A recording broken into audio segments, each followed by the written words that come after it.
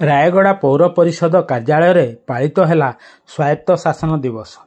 ରାୟଗଡ଼ା ପୌର ପରିଷଦ 53 ବର୍ଷରେ ପଦାର୍ପଣ କରିଛି। 1971 ଜାନୁଆରୀ 15 ତାରିଖରେ ରାୟଗଡ଼ା ପୌର ପରିଷଦ ଭାବେ ଘୋଷଣା ହୋଇଥିଲା। ସ୍ୱର୍ଗତ କୃଷ୍ଣଚନ୍ଦ୍ର ବକ୍ସିପାତ୍ର ଓ ନରସିଂହ କୁମନ୍ଦନ ରାୟଗଡ଼ା ପୌର ପରିଷଦର ଅଧ୍ୟକ୍ଷ ରହିଥିବା ସମୟରେ ସହରର ଏକ ରୋଡ୍ ମ୍ୟାପ୍ ପ୍ରସ୍ତୁତ କରି ଏହାର ବିକାଶର ମୁଖ୍ୟ ଭୂମିକା ନେଇଥିଲେ।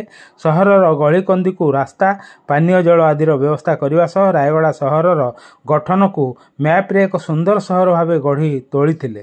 ତେବେ ରାୟଗଡ଼ା ପୌର ପରିଷଦ 3 ଥର ଉନ୍ନତ ସହର ଭାବେ ପୁରସ୍କୃତ ହୋଇଛି।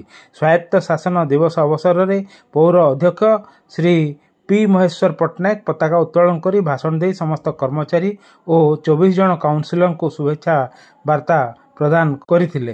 ଏହି କାର୍ଯ୍ୟକ୍ରମ ଅବସରରେ ପୌର ଉପାଧ୍ୟକ୍ଷା ଶ୍ରୀମତୀ ଶୁଭ୍ରା ପଣ୍ଡା ସମସ୍ତ ପୌର ପରିଷଦର କର୍ମଚାରୀମାନେ ଯୋଗ ଦେଇଥିବା ଦେଖାଯାଇଛି। ରାୟଗଡ଼ାରୁ ଧରଣୀଧର ପଟ୍ଟନାୟକଙ୍କ ରିପୋର୍ଟ, ଜନମୁଖ ନ୍ୟୁଜ୍। स्वयं शासक दिवस उपलक्षे आपण समस्त को शुभेच्छा शुभकामना जनाऊँ। यहाँ आम समस्त सुदिन पर्व, कारण स्वयं शासक दिवस हूँ आम निज लोक गुड़ाक यहाँ पालन करने आगे आम रायगड़ा विषय देखा आमको 24 वार्ड्स अच्छी से प्रकार से विभाजन कराई।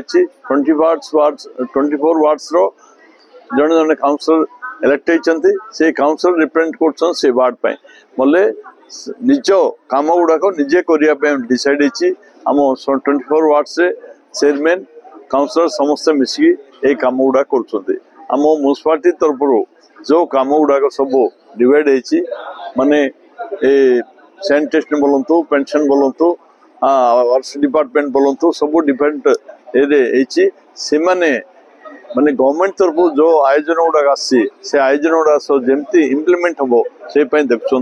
आम काउंसिलर माने प्रत्येक वार्ड रे बुली बुलिकी जो जो काम गुड़ा रही जाए डेवलपमेंट से देखले रोड्स ड्रेन से गुड़ा देखापी से मेन दृष्टि दौरान बाद बिजली आम म्यूनिसिपालिटी तरफ देखा अन्य काम गुड़ाक जोटा कि अर्जेंट जो काम गुड़ाक सब आम एटेंड करसु। एटा गवर्नमेंट लॉर्ड रिपन एटा इंट्रोड्यूस करते प्रथमतः राजस्थान रे नागौर डिस्ट्रिक्ट ये आरंभ है से अन्य डिस्ट्रिक्ट गुड़ा इटा सब व्यापिकी आम एंटायर इंडिया रे ये सिस्टम है। सेंट्रल गवर्नमेंट स्टेट गवर्नमेंट जो आयोजन गुड़ाक होची से गुड़ाक लोकल सेल्फ गवर्नमेंट आम लोकल सेल्फ गवर्नमेंट गुड़ाक ये काम गुड़ा कर। धन्यवाद। दिवस अवसर में मो प्रत्येक देशवासी को शुभेच्छा और शुभकामना जनइबी। खास करी आमर रायगड़ा म्यूनिसिपालिटी तरफ आज यहाँ बहुत आडंबर सहकारे पालन करा जाउछि। आम गर्व अनुभव करुछु जे एपरि एक गोटे शासन व्यवस्था आमको मिलुछि।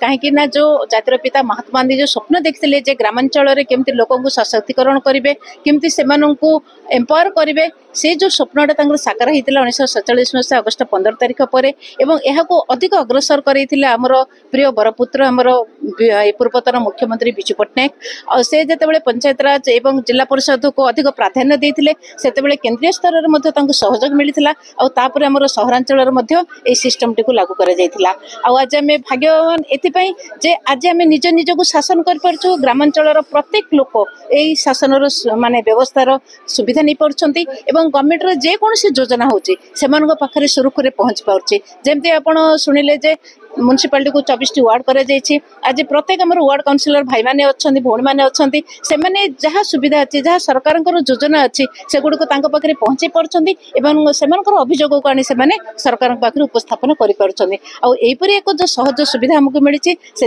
आम निजक धन्यवाद मन करूँ सरकार को धन्यवाद जनाऊँ।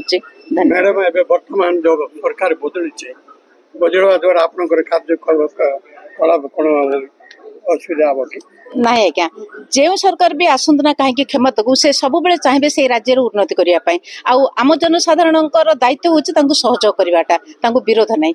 जदि उन्नतिमूलक कार्य गोटे किसी आमर कर्तव्य हूँ सहयोग करवा आदि किसी विरोधी दल आमर रोच विरोधी दल जदि किसी खराब कम हो देशर उन्नति बाधा हो निश्चित भाव से विरोध करेंगे से सरकार बदलिले आमर शासन व्यवस्था किसी परिवर्तन हम यह मुझे भावी पारुनी। धन्यवाद।